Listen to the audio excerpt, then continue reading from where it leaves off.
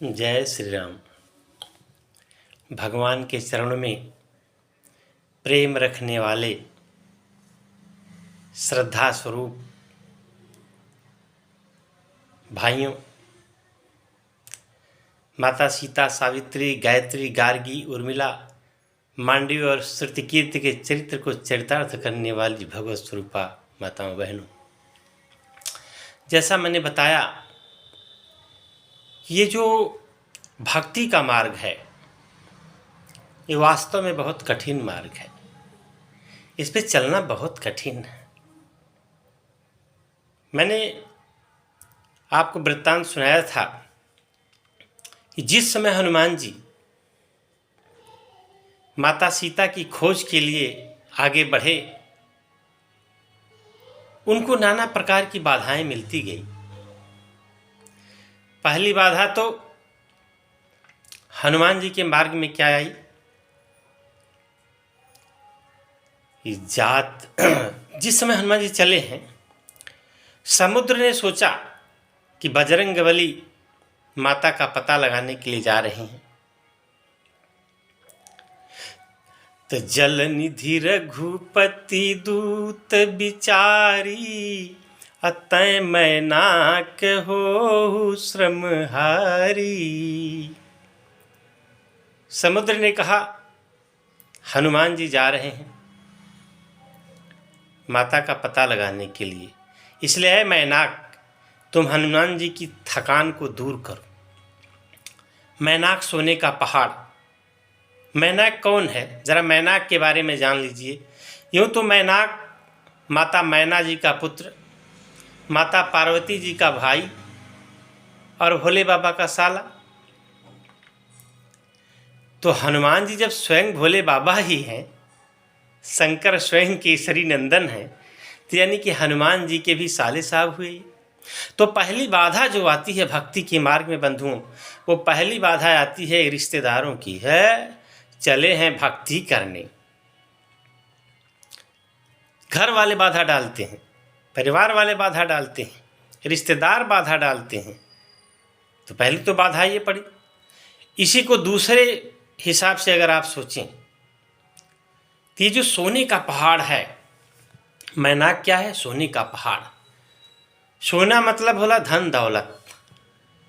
तो ये जो धन दौलत है ये आपके मार्ग की सबसे बड़ी बाधा है। तो हनुमान जी के मार्ग में भी यही बाधा आई, सोने का पहाड़, चमचमाता हुआ पहाड़। लेकिन बजरंगबली ने क्या देखा, बजरंगबली ने क्या किया? और ये बजरंगबली जैसे ही लोग कर सकते हैं कि सोने के पहाड़ को उसमें उलझे नहीं, अटके नहीं, केवल स्पर्श किए। हनुमान तेहि परसा अकर पुनि कीन्ह प्रणाम, राम काज कीन्हे बिना मोहि कहाँ विश्राम। हनुमान जी ने कहा मैं राम काज करने के लिए जा रहा हूं मैनाक जी,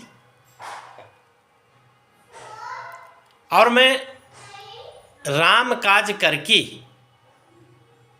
जब वापस लौटूंगा तब आपसे मुलाकात करूंगा। तो हनुमान जी ने सोने का पहाड़ ठुकराया।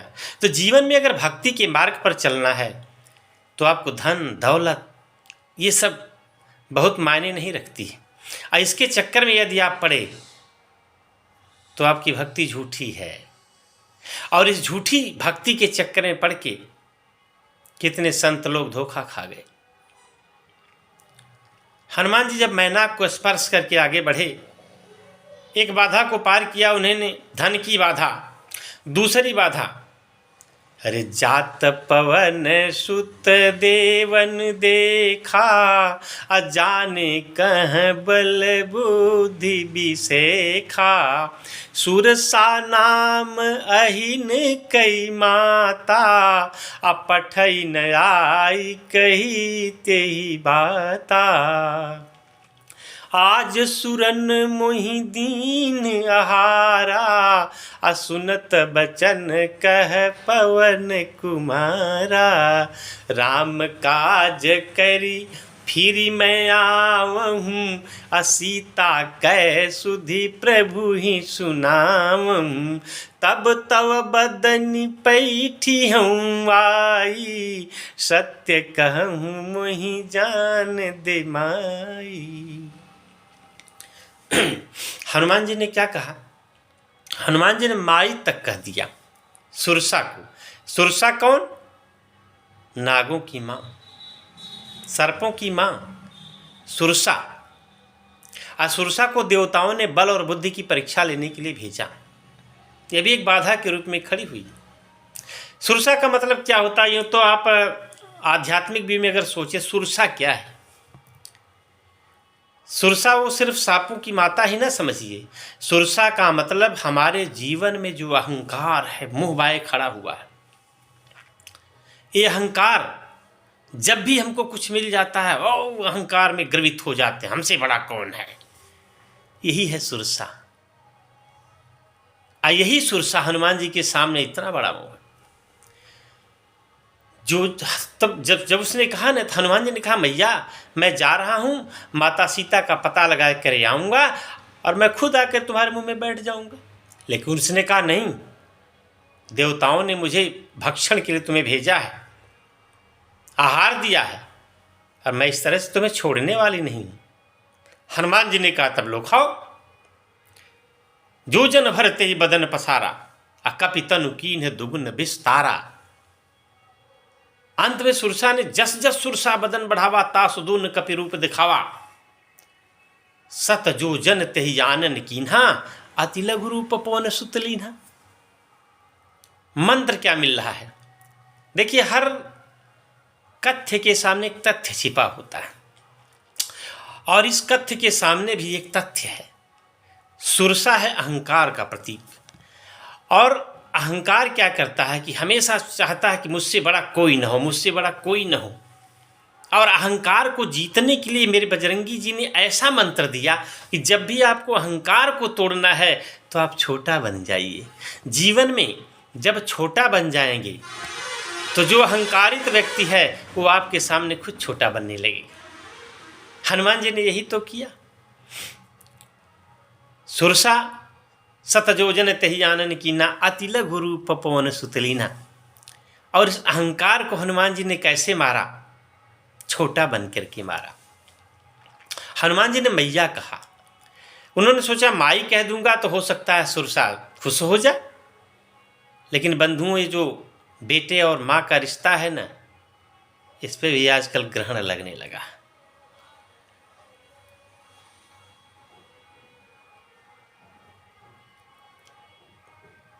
आजकल माताएं इतनी दुखी हैं बेटे की करतूतों से। 2-2, 3-3 बेटा रहते हुए माताओं को न शुद्ध भोजन मिल पा रहा है, न कपड़ा मिल पा रहा है। एक माता ने अपनी व्यथा सुनाया, अरे काहे गईला दिनवा तू भुलाए हे बउरहवा बेटा। 9 माह गर्भ में रहला अंत परजीवी बनिके। जब बेटा गर्भ में रहता है ना, तो अंतः परजीवी का मतलब आप समझ लीजिए। अंतः परजीवी का मतलब उसे पेट का कीड़ा, केचुआ होता है ना, वो अंदर अंदर खून को चूसता रहता है। उसी तरह से बेटा जब गर्भ में रहता है तो मैया का ही खून चूसता है। तो ही मैया कह रही है अपनी व्यथा कि 9 माह गर्भ में रहला अंत परजीवी बनिके। अरे खूनमा चुसला बेटा तू हमार हे बउरहवा बेटा। गर्भ से तू बाहर अइला, गर्भ से तू बाहर अइला, दूधवा पियला खुनमा जस हमार हे बउरहवा बेटा। तो बेटा हमेशा अपनी माँ के लिए बउरहवा ही रहता है। लेकिन होता क्या है कि जब उसकी बीबी आ जाती है तो माता से दूरी बनने लगती है। ऐसा क्यों होता है? क्या सब बीबियाँ गड़बड़ ही होती हैं? नहीं, ये बेटे की सोच जो बदलने लगती है। माता कहती है कि भइले बियाह जब से बेटा तू बदलला तब से, अरे बोलल छोड़ला भैली हम लाचार, हे बउरहवा बेटा। काना फूसी बीबी कैली सब गलती हमारी भैली, अंत में तू देहला डंडा मार, हे बउरहवा बेटा। काहे गईला दिनवा तू भुलाए, हे बउरहवा बेटा। एक माता की व्यथा। हनुमान जी ने सोचा कि सुरसा को माँ कह दूंगा तो हो सकता है कि मुझे जाने दे, लेकिन वो तो ठहरी नागिन, नाग माता। उसने कहा नहीं बजरंगबली, मैं इस तरह से जाने नहीं दूंगी। हनुमान जी जब जीत गए, जब अतिलोक रूप बना करके बजरंगबली से मुंह में जा करके, बहुत बड़ा मुंह बाई थी, और जब तक मुंह को बटोरती तब तक हनुमान जी उसके मुख से पूरा अंदर से बाहर आ गए। तो हनुमान जी ने कहा अब मैया बोलो अब क्या होगा। सुरसा ने कहा कि मैं जिस लिए भेजी गई थी हनुमान जी, उस काम को मैंने सिद्ध कर लिया है। तुम्हारे बल और बुद्धि की परीक्षा मैंने भली भांति कर लिया है। तो कथा कहती है कि जीवन में अहंकार को मार रहा है, अहंकार रूपी सुरसा को मारना है तो बड़ा बन के नहीं मारा जा सकता है, छोटा बन के मारा जा सकता है। तो बंधु बजरंगबली आगे बढ़े। अब आगे का वृत्तांत देखिए, तीसरी बाधा क्या आकर के खड़ी है। निश्चर एक सिंधु मह रही, अकरी माया नभ कई खग गही, जीव जंतु जे गगन उड़ाई, अगहि छाह सक सोई न उड़ाई, यही विधि सदा गगन चर खाई। एक निश्चरी रहती थी समुद्र में। अगर वैज्ञानिक दृष्टिकोण से सोचें तो रामर का रडार सिस्टम है। आज के रडार क्या करते हैं कि केवल छाया को दिखाते हैं शत्रु की जहाज के, मिसाइल्स के, लेकिन ये एक ऐसा रडार था जो छाया ही पकड़ करके खींच लिया करता था। तो वो विज्ञान आगे था कि आज का विज्ञान आगे है। जरा तुलनात्मक ढंग से देखिए। अब ये निश्चरी है कौन? यह निश्चरी, इसका नाम है छाया ग्रहणी। छाया को ही पकड़ती थी और वाल्मीकि रामायण में इसका नाम दिया गया है सिंहिका। ये सिंहिका है कौन? ये सिंहिका है हिरण्यकश्यप की लड़की, कयाधो के गर्भ से पैदा हुई है और राहु केतु की अम्मा है। ये तो हुआ सिंहिका का परिचय। ये तो हुआ आपका जो है कथ्य रूप, जो कथ्य कहा गया है उसका मतलब क्या है। लेकिन इस कथ्य के पीछे भी कुछ तथ्य छिपा हुआ है। ये तीसरी बाधा क्या आई? तीसरी बाधा के रूप में सिंहिका आई है। और ये सिंहिका क्या है? ये सिंहिका जो है, सिंहिका को यूं ही न समझिए कि एक निश्चर है, राक्षसी है, जल में रहती है, पकड़ती है। नहीं नहीं, इसका जब आध्यात्मिक दृष्टिकोण से इसको सोचेंगे तो सिंहिका ये हमारे अंदर बैठी हुई ईर्ष्या ही सिंहिका है। निश्चर एक सिंधु मह रही, कहाँ रहती है? मन रूपी समुद्र में निवास करती है। कौन? ईर्ष्या। ये कब निकलती है? जब इससे कोई ऊंचा जाता है। जीव जंतु जे गगन उड़ाई, ये ऊपर वालों से, अपने से ऊपर जाने वालों से एलर्जी इसको होती है, ईर्ष्या। अपने से बराबर वालों से कोई दिक्कत नहीं, अपने से नीचे वालों से कोई दिक्कत नहीं है। जो इससे ऊपर उठना शुरू करेगा वहीं ये खींचना शुरू कर देगी। यही है ईर्ष्या। ये हमारे अंदर बैठी रहती है। ये हमारी सबसे बड़ी कमी होती है। ये हमारे पट्टीदार का दो मंजिला मकान बन गया, अरे कैसे इसका मकान गिर जाए, ये भूकंप आवे इसका मकान गिर जाए। यही है ईर्ष्या। यही तो करती थी सिंहिका। अपने से ऊपर जो भी उड़ता था उसको पकड़ के खींच लेती थी। तो बंधुओं क्या होता है, जिससे ईर्ष्या होती है ना, हमेशा उसकी कमी ही दिखाई देती है हमको।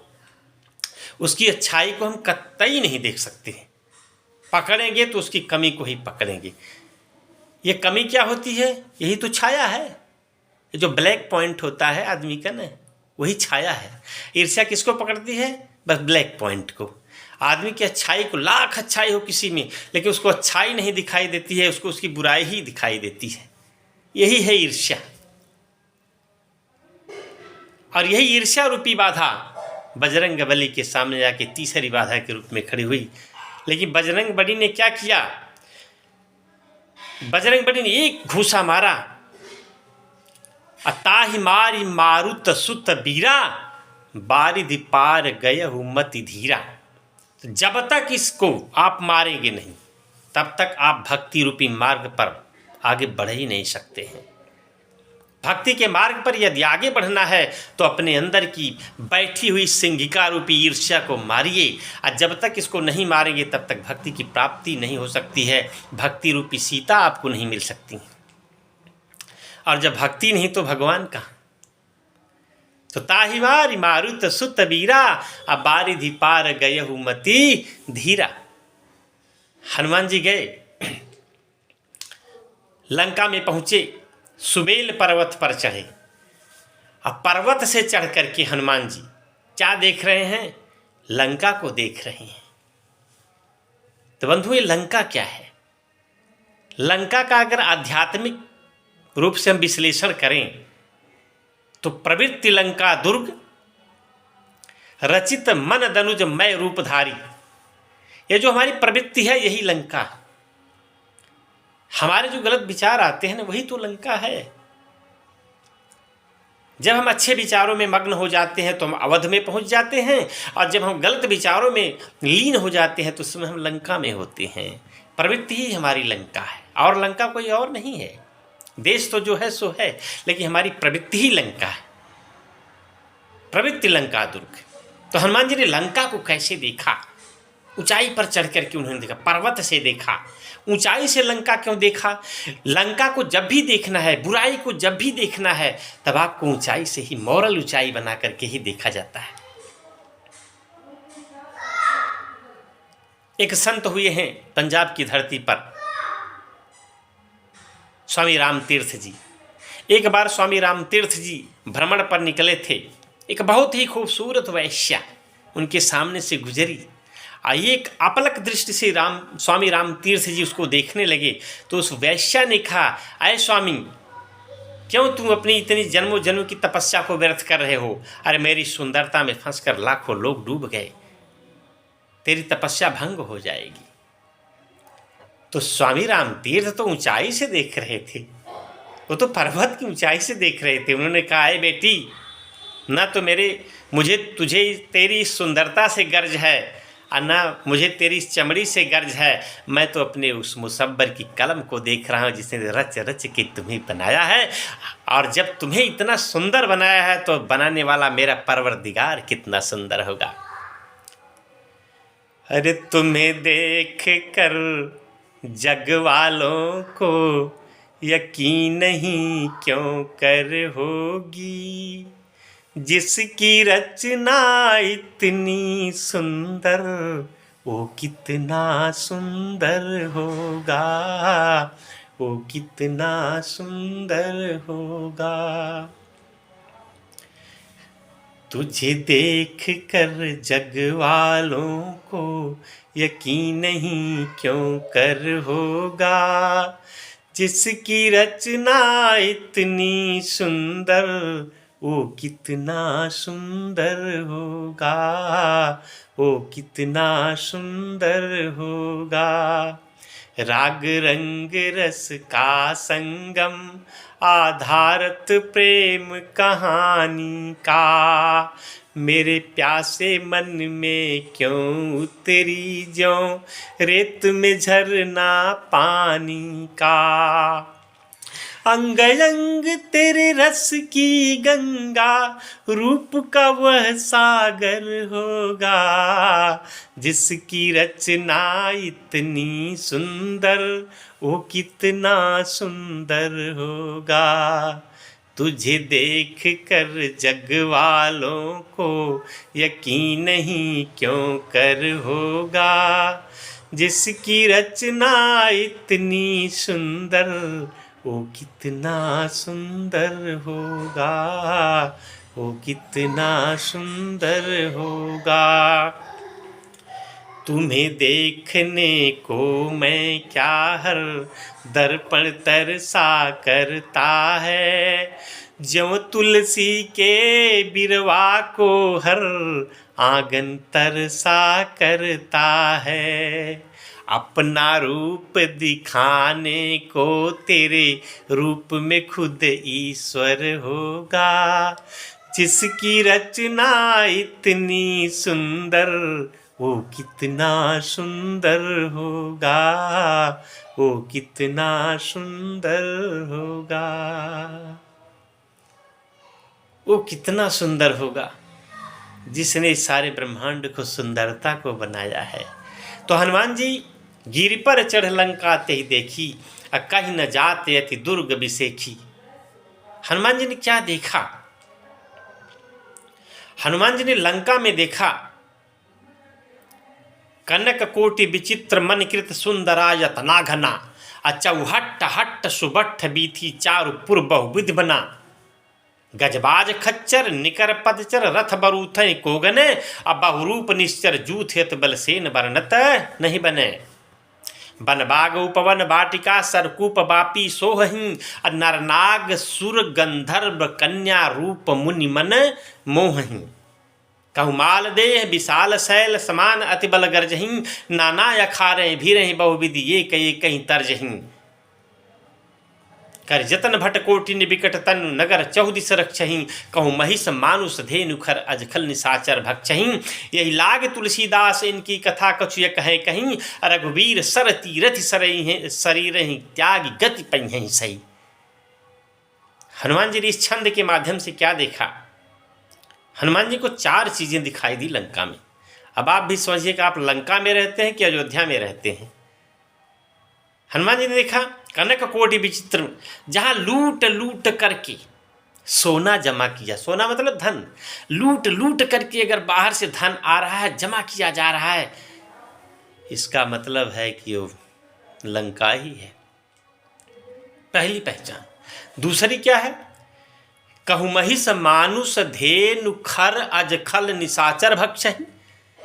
भैंसा बकरा सियार लोमड़ मछली अंडा जहां खाया जा रहा हो, अरे वही तो लंका है, यही लंका है, दूसरी लंका उनका नहीं है। निशाचर भक्षहीं, तुलसीदास बाबा ने लिखा है, कौन खाते हैं? निशाचर खाते हैं इसको, निशाचर भक्षहीं। और तीसरी विशेषता क्या देखा? नर नाग सुर गंधर्व कन्या रूप मुनि मनमोहनी, जहां चमड़ी से प्रेम किया जाता हो। नर नाग सुर गंधर्व सबकी कन्याओं को, सुंदर सुंदर कन्याओं को पकड़ के राम ला के रखा था, और इनकी सुंदरता में फंसकर 33 करोड़ देवता लोग फंस गए। यही तो हो रहा है। लड़की देखने लोग जाते हैं तो गोर चमड़ी देखते हैं, लड़की लंबी है, लड़की ये है, चमड़ी गोरी होनी चाहिए। अरे उसके करतूत को देखिए, उनकी चमड़ी को मत देखिए, क्योंकि चमड़ी से कुछ होने वाला नहीं है, और ये चमड़ी जीवन में फंसा देती है बंधु। हनुमान जी ने देखा, यही दिखाई दिया, और जहां चमड़ी से प्रेम हो रहा है वही लंका है। तीसरी चीज हनुमान जी ने क्या देखा? कर जतन भट कोटिन विकट तन नगर चौदिस रक्षहि। आपस में लड़ रहे हैं, गाली गलौज हो रहा है, और जहां ये हो रहा है, रोज कलह है, कलेश है, झगड़ा है, जिस घर में हो रहा है समझ लीजिए कि आप लंका में बैठे हुए हैं। तो बंधु, अपने घर को आप लंका मत बनने दीजिए, आप अयोध्या बनाइए। अवध का मतलब हुई होता है कि जहाँ कोई वध न हो, मानसिक शारीरिक किसी तरह का वध न हो, कोई बुरे वचन न बोले जाते हैं, सब में प्रेम हो। और जहाँ प्रेम नहीं है वहाँ सब कुछ अधूरा है। अरे ये तो प्रेम की बातें हैं उद्धव, बंदगी तेरे बस की नहीं है। ये तो प्रेम की बातें हैं उद्धव। प्रेम वालों ने कब वक्त पूछा, प्रेम वालों ने कब वक्त पूछा, उनकी पूजा में सुन लो ये उद्धव। अरे यहाँ दम दम पे होती है पूजा, सर झुकाने की फुर्सत नहीं है। ये तो प्रेम की बातें हैं उद्धव, बंदगी तेरे बस की नहीं है। ये तो प्रेम की बातें हैं उद्धव। जो असल में है मस्ती में डूबे, उन्हें परवाह क्या जिंदगी का। अरे जो उतरती है चढ़ती है मस्ती, ये हकीकत की मस्ती नहीं है। ये तो प्रेम की बातें हैं उद्धव, बंदगी तेरे बस की नहीं है। ये तो प्रेम की बातें हैं उद्धव। जिनकी नजरों में है श्याम प्यारे, वो तो रहते हैं जग में निराले। अरे जिनकी नजरों में मोहन समाए, वो नजर फिर भटकती नहीं है। ये तो प्रेम की बातें हैं उद्धव, बंदगी तेरे बस की नहीं है। ये तो प्रेम की बातें हैं उद्धव। तो बंधुओं आइए थोड़ा भगवत नाम संकीर्तन किया जाए, फिर वचन को विराम दिया जाए। हर सीताराम सीताराम सीताराम कहिए, जाहि विधि राखें राम वाही विधि रहिए। सीताराम सीताराम सीताराम कहिए, जाहि विधि राखें राम ताहि विधि रहिए। मुख में हो राम नाम राम सेवा हाथ में, मुख में हो राम नाम राम सेवा हाथ में। तू अकेला नहीं प्यारे राम जी तेरे साथ में। विधि का विधान जान, विधि का विधान जान, हानि लाभ सहिए। जाहि विधि राखें राम ताहि विधि रहिए। सीताराम सीताराम सीताराम कहिए, जाहि विधि राखें राम वाही विधि रहिए। सीताराम सीताराम सीताराम कहिए, जाहि विधि राखें राम ताहि विधि रहिए। आशा एक राम जी की दूजी आशा छोड़ दे, आशा एक राम जी की दूजी आशा छोड़ दे। नाता बस राम जी से दूजा नाता तोड़ दे। साधु संग राम रंग अंग अंग रंगिए। जाहि विधि राखें राम ताहि विधि रहिए। सीताराम सीताराम सीताराम कहिए, जाहि विधि राखें राम ताहि विधि रहिए। किया अभिमान तो फिर मान नहीं पाएगा, किया अभिमान तो फिर मान नहीं पाएगा। होगा प्यारे वही जो मेरे राम जी को भाएगा। फल आशा त्यागी शुभ काम करते रहिए। जाहि विधि राखें राम ताहि विधि रहिए। सीताराम सीताराम सीताराम कहिए। जाहि विधि राखें राम ताहि विधि रहिए। जिंदगी की डोर सौंप हाथ दीनानाथ के। जिंदगी की डोर सौंप हाथ दीनानाथ के। महलों में रखें चाहे झोपड़ी में बास दें। जिंदगी की डोर सौंप हाथ दीनानाथ के। महलों में रखें चाहे झोपड़ी में बास दें। अरे धन्यवाद निर्विवाद धन्यवाद निर्विवाद राम राम कहिए। जाहि विधि राखें राम वाहि विधि रहिए। सीताराम सीताराम सीताराम कहिए।